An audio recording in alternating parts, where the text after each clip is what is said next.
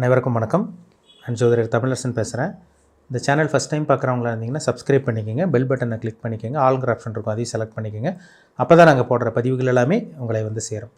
இன்றைக்கி நம்ம இந்த வீடியோவில் பார்க்க போகிற தலைப்பு, நம்ம எதை பற்றி பார்க்க போகிறோம்னா நட்சத்திர பலன்கள் பற்றி தான் நம்ம இந்த வீடியோவில் பார்க்க போகிறோம். அந்த வரிசையில் வந்து பார்த்திங்கன்னா ரேவதி நட்சத்திரம்.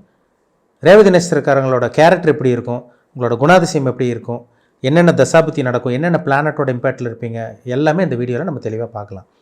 ரேவதிங்கிறது வந்து பார்த்திங்கன்னா அது வந்து பார்த்திங்கன்னா மீனராசிக்கு மட்டும்தான் வரும். ஏன்னா ஒரு சில நட்சத்திரமெல்லாம் 2 ராசிக்கு வரும், ஸ்ப்ளிட் ஆகும், டபுள் ஆகும் உங்களுக்கு. அதாவது ஒரே நட்சத்திரம் 2 ராசிக்கு வந்துடும். ஆனால் ரேவதிங்கிறது வந்து பார்த்திங்கன்னா அது மீனராசிக்கு மட்டும்தான் பொருந்தும். சரிங்களா? ரேவதி 1, 2, 3, 4 பாதங்கள் உள்ளடக்கிய ராசி தான் மீனராசி. பொதுவாகவே மீனராசிக்காரங்க, ரேவதி நட்சத்திரக்காரங்க இறக்க குணம் கொண்டவங்களாக இருப்பீங்க. அடுத்தவங்கள்ட்ட ஈஸியாக பழகிடுவீங்க, நல்ல குணம் இருக்கும் உங்களுக்கு, மனிதாபிமானம் மிக்கவங்களாக இருப்பீங்க, ஒரு சென்சிட்டிவான பர்சனாக இருப்பீங்க, ஆன்மீகவாதியாக இருப்பீங்க, அடிக்கடி கோயிலுக்கு போகிறது வர்றது, இறைபக்தி கொண்டவங்களாக இருப்பீங்க, நல்லா மனசாட்சிப்படி நடக்கிறவங்களாக தான் இருப்பாங்க ரேவதி நட்சத்திரக்காரங்க. ஏமாளியாக இருப்பாங்க, ஒரு சில பேர்லாம் ஏமாளி தான், தெரிஞ்சே ஏமாறுறவங்களாம் நிறைய மீனராசி ரேவதி நட்சத்திரக்காரங்க இருக்காங்க. ஆனால் புத்திசாலி. மீனராசிங்கிறது வந்து பார்த்திங்கன்னா ஒரு ஏமாளியான ராசி. ஆனால் ரேவதிங்கிறது வந்து பார்த்திங்கன்னா புத்திசாலிக்கு உண்டான நட்சத்திரம் தான் இந்த ரேவதி நட்சத்திரம். சரிங்களா? பயங்கர புத்திசாலியாக இருப்பாங்க. ஒரு சில பேர் நிறைய பார்த்திங்கன்னா சம்பாதிக்கிறவங்க, ஐடி ஃபீல்டில் இருக்கவங்க, பிஸ்னஸ் மேனாக இருக்கவங்க, கொடி கட்டி சம்பாதிக்கிறவங்களாம் பாருங்கள் இந்த ரேவதி நட்சத்திரக்காரங்க தான். ஏன்னா பிஸ்னஸ் மைண்டு அவங்ககிட்ட இருக்கும். ஏதோ ஒன்று பண்ணணும், வீட்டில் நம்ம சும்மா இருக்கக்கூடாது, ஏதோ ஒன்று பண்ணணும், ஏதோ ஒன்று ஆராய்ச்சி பண்ணிகிட்டே இருப்பாங்க, ஏதோ ஒன்று தேடுதல் இருந்துகிட்டே இருப்பாங்க இந்த நட்சத்திரக்காரங்க. ஆனால் நல்ல நட்சத்திரங்க இது. புத்திசாலியாக இருப்பாங்க, பயங்கர புத்திசாலியாக இருப்பாங்க, நண்பர்களோடு சேர்ந்து இருக்குன்னு நினைப்பாங்க, எப்போவுமே தனியாக இருக்கணும்னு நினைக்க மாட்டாங்க, யாரோட கூட இருக்கணும், எங்கேயோ போகணும் வரும்னு நினைக்கிறவங்க தான் அந்த ரேவதி நட்சத்திரக்காரங்க. புத்திசாலி, புத்தி கூர்மையுடையவர்கள், அறிவாளின்னு சொல்லலாம் ரேவதி நட்சத்திரக்காரங்களை. என்னதான் வந்து பார்த்திங்கன்னா உங்களுக்கு அந்த மாதிரி இருந்தாலும், புத்திசாலியாக அறிவாளியாக இருந்தாலும், நல்ல குணம் இருந்தாலும், உங்களை ஒரு சில பேரெல்லாம் ஈஸியாக ஏமாற்றிட்டு போயிடுறாங்க. சரிங்களா? அது அந்த மாதிரி தான் இருக்குது. உங்கள் குணமே அப்படி தான் இருக்கும். அதாவது அந்த கேரக்டர் அப்படி தான் உங்கள்கிட்ட இருக்கும். ஈஸியாக ஏமாந்துட்டு போயிடுவீங்க அடுத்தவங்ககிட்ட. ஒரு சில பேர்லாம் பாருங்கள் பிரச்சனையை மாட்டிக்க மாட்டாங்க, வெளியே வந்துடுவாங்க. ஏன்னா உங்கள் ராசி சின்னம் மீன், கழுவுற மீனில் நழுவுற மீன் சொல்லுவாங்க. ஒரு பிரச்சனை வந்ததுன்னா பிரச்சனைன்னு தெரிஞ்சு அதுலேருந்து நேக்காக எப்படி ஈஸியாக வெளியே வரணும்னு அந்த மைண்ட் கெப்பாசிட்டி உங்கள்கிட்ட இருக்குது. அது அந்த நேக்கு உங்களுக்கு தெரியும், அதுலேருந்து ஈஸியாக வெளியே வந்துடுவீங்க. ஆனால் இருந்தாலும் வந்து பார்த்திங்கன்னா இது ரொம்ப ரொம்ப ரொம்ப ஒரு நல்ல ஒரு ராசி, ஆன்மீக ராசி. எந்த ஒரு விஷயமா இருந்தாலும் புத்திசாலித்தனமாக பொறுமையாக இருந்து தான் காரியத்தை சாதிக்கிறவங்க மீனராசி ரேவதி நட்சத்திரக்காரங்க. சரிங்களா? நல்ல நட்சத்திரம். ரேவதி நட்சத்திரத்தில் பிறந்தவங்களுக்கு வந்து பார்த்திங்கன்னா பிறக்கும் போதே ரேவதி நட்சத்திரத்தில் பிறந்தவங்களுக்கு புதன் தசை தான் உங்களுக்கு ஸ்டார்ட் ஆகும். 17 வருஷம் புதன் தசை. 1ஆம் பாதத்தில் பிறந்தீங்கன்னா 17 வருஷம் வந்துடும். இதே நீங்கள் 2ஆம் பாதம் 3, 4ஆம் பாதத்தெல்லாம் பிறந்தீங்கன்னா உங்களுக்கு அப்படியே பாதிக்கு பாதி அப்படியே நட்சத்திர பாதத்தை அந்த மாதிரி மாறிடும் உங்களுக்கு. சரிங்களா? இப்போ வந்து பார்த்திங்கன்னா உங்களுக்கு இது 3ஆம் பாதத்தெல்லாம் பிறந்தீங்கன்னா உங்களுக்கு வந்து அப்படியே உங்களுக்கு கிட்டத்தட்ட ஒரு 8-8.5 வருஷம் அவ்வளோதான் வரும். உங்களுக்கு பாதிக்கு பாதி வந்துடும் உங்களுக்கு.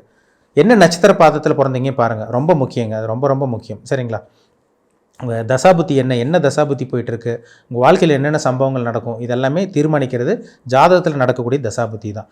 சின்ன வயசில் ஒரு சில பேர்த்துக்கு புதன் தசை நடந்து ஒரு சில பேர்த்துக்கு படிப்புக்கு எடுத்து விட்டுருது. படிப்பில் பார்த்திங்கன்னா நாட்டம் எல்லாம் போகிறது. புதன் கெட்டு போயிருந்தவங்களுக்கு ராகுவோடையோ சனியோடையோ புதன் இருந்தாருன்னா படிப்புக்கு எடுத்து விட்டுரும். அறிவு வேலை செய்யாது அந்த டைமில். தோல் பிரச்சனை வரும், குடும்பத்தில் ஏதோ தேவையில்லாத குழப்பங்கள் வரும், முன்னேற முடியாமல் போயிடுது. புதன் தசை முடிஞ்சு 2வது உங்களுக்கு கேது தசை வரும். புதன் தசை ஒரு 15 வயசில் இருந்ததுன்னா உங்களுக்கு கேது 20-22 வயசு வரைக்கும் நடக்கும். அந்த கேது திசையில் பக்குவப்பட்டுறாங்க. வாழ்க்கையில் சின்ன வயசில் கஷ்டப்பட்டாலும் அடி மேல் அடி விழுந்து வாழ்க்கைன்னா இதுதான் நம்ம அப்படிங்கிற ஒரு ஃபோக்கஸில் வந்துடுறாங்க. ஒரு ஞானம் பிறக்கும்னு சொல்லலாம். அந்த டைமில் அந்த கேது திசை உலகத்தை அறிய வைக்கும், ஆன்மீக சிந்தனை கொடுக்கும். இந்த 22 வயசுக்கு மேலே வரக்கூடிய 22 வயசு, ஒரு சில பேருக்கு 20 வயசில் கேது திசை முடிஞ்சிடும். ஒரு சில பேருக்கு அதுக்கு முன்னாடி கூட முடியலாம், சொல்ல முடியாது. நட்சத்திர பாதத்துக்கு தகுந்த மாதிரி மாறுபடும். சரிங்களா? ஒரு சில பேருக்கு 22 வயசுக்கு மேலே வரக்கூடிய அந்த சுக்கிர தசை கிட்டத்தட்ட 40 வயசு வரைக்கும் வரக்கூடிய சுக்கிர தசை தாங்க வாழ்க்கையே அனுபவிக்கிறாங்க. சார் நான் சின்ன வயசுலேருந்து கஷ்டப்பட்டேன், குடும்ப வறுமையாக இருந்தது, காசு பணம் இல்லை, நல்ல வாகனம் இல்லை, நல்ல வீடு இல்லை, ஆனால் இப்போ தான் 22 வயசுக்கு அப்புறம் தாங்க சார் நான் நல்லா இருக்குன்னு சொல்கிறாங்க. பார்த்தீங்களா? அது அவங்க திருமணம் ஆனக்கப்புறம் ஒரு சில பேருக்கு வாழ்க்கையை மாற்றி அமைக்கும். ஏன்னா சுக்கிரனுங்கிறது கலத்தரக்காரகன். சொகுசுக்கு அதிபதி சுக்கிரன் தான், இன்பத்துக்கு அதிபதி சுக்கிரன் தான். உலகத்தில் இருக்க அத்தனை சுகத்தை அனுபவிக்கிறது, சுகபோகங்கள் அனுபவிக்கிறது சுக்கிரன் தான். சுக்கிரன் நல்லா இருந்தால் தாங்க நல்ல ஒரு இல்லற வாழ்க்கை, நல்ல தாம்பத்திய வாழ்க்கை, நல்ல வாழ்க்கை துணை. இது ஆணாக இருந்தாலும் சரி, பெண்ணாக இருந்தாலும் சரி, ஒரு நல்ல இல்லற வாழ்க்கை, நல்ல வாழ்க்கை துணை, நல்ல தாம்பத்திய வாழ்க்கை கிடைக்குதா?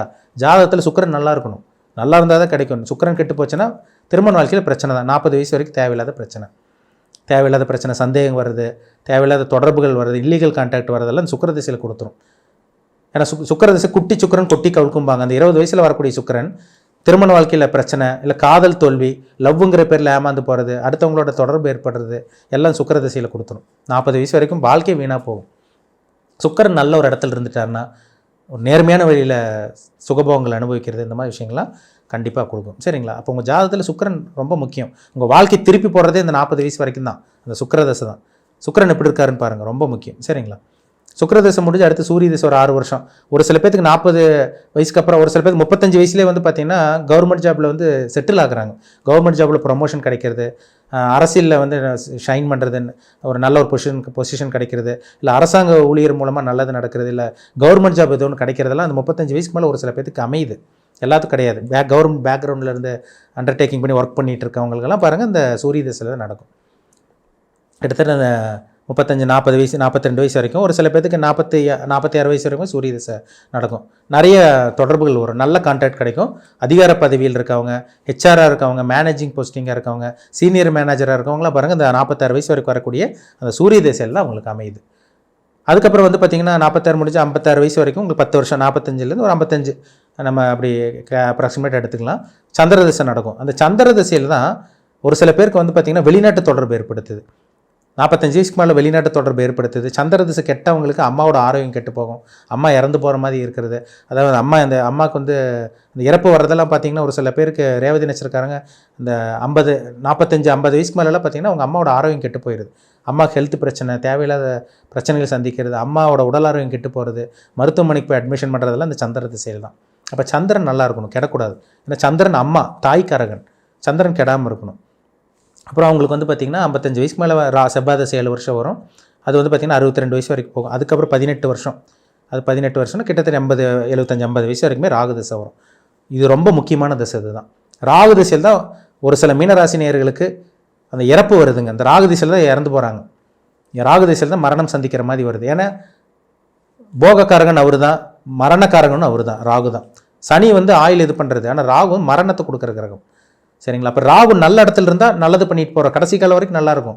ராகு கெட்டு போனவங்களுக்கு தான் அந்த கடைசி காலத்தில் அந்த 65-70 வயசுக்கு மேலே அந்த மரணம் வர்றதெல்லாம் அந்த ராகு திசையில் தான் ஒரு சில மீனராசி ரேவதி நட்சத்திரக்காரங்களுக்கு வருதுங்கிறதுல சந்தேகமே கிடையாது.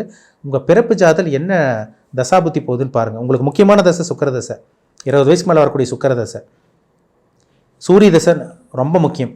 ஏன்னா அதில் தான் நீங்கள் அதிகார பதவியில் இருப்பீங்களா, ஆளுமை திறன் கிடைக்குமா, நிர்வாக திறமை கிடைக்குமாங்கிற முடிவெடுக்கிறதே அந்த சூரிய திசையில் தான். அந்த சூரியன் நல்லா இருந்தால் கண்டிப்பாக நீங்கள் நினச்ச நடக்கும். சூரியன் நல்லா இல்லைன்னா எதிர்பார்த்தது எதுவுமே நடக்காமல் போகும். அதில் டவுட்டே கிடையாது. சரிங்களா? உங்கள் பிறப்பு ஜாதகத்தில் உங்களுக்கு சுக்கிர தசை நடக்குதா, உங்கள் வயசு 20 வயசுக்கு மேலே இருக்கா, இல்லை 40 வயசுக்கு மேலே இருக்கா, உங்களுக்கு சூரிய தசை நடந்துட்டு இருக்கா, இல்லை 60 வயசுக்கு மேலே இருக்கா, உங்களுக்கு ராகு தசை நடந்துட்டு இருக்கா, என்ன தசாபுத்தி போகுது, இல்லை 35 வயசுக்கு மேலே உங்கள் வாழ்க்கை போயிட்டு இருக்கா, என்ன டைம் போயிட்டுருக்கு, என்ன தசாபுத்தி போகுது, என்ன அனுபவிக்க பிறந்திருக்கீங்க, நீங்கள் நல்ல கர்மாவா கெட்ட கர்மாவா அனுபவிக்க பிறந்திருக்கீங்களா, இது உங்கள் தனிப்பட்ட ஜாதகத்தை பார்த்தா தான் நம்ம துல்லியமாக சொல்ல முடியும். சரிங்களா? லக்னம் ரொம்ப முக்கியம். லக்னத்துக்கு தகுந்த மாதிரி சில விஷயங்கள் நடக்கும். நல்ல லக்னத்தில் பிறந்தீங்கன்னா கிரகங்கள் நல்லது வேலை செய்யும். லக்னாதிபதி நல்லா இருக்கணும், ராசிநாதன் நல்லா இருக்கணும். ஏன்னா ராசிங்கிறது மைண்டு, உடல்.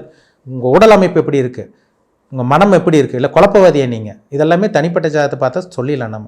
சரிங்களா? எப்போ செட்டில் ஆவீங்க, எப்போ நல்லா இருப்பீங்க, கிரகங்கள் உங்களுக்கு பாசிட்டிவாக நெகட்டிவாக, இதெல்லாமே பார்த்து தெளிவாக தெரிஞ்சுக்குங்க. சரிங்களா? உங்களுக்கு ஒரு ஐடியா கிடச்சிருங்க. ஜாதகம் பார்த்தீங்கன்னா உங்களுக்கு ஐடியா கிடச்சிரும், இதை நோக்கி நம்ம போகலாம் அப்படின்னு ஒரு நீங்களே ஃபோக்கஸ் பண்ணி போயிட்டே இருப்பீங்க. உங்களுக்கு ஒரு தெளிவான ஒரு டிசிஷனை கண்டிப்பாக உங்களால் எடுக்க முடியும். அதனால் உங்கள் தனிப்பட்ட ஜாதகத்தை பார்க்கறது ரொம்ப ரொம்ப முக்கியம். சரிங்களா? மீண்டும் அடுத்த பதிவில் சந்திக்கும் வரை உங்களிடமிருந்து விடைபெறுவது உங்கள் ஜோதிடர் தமிழரசன்.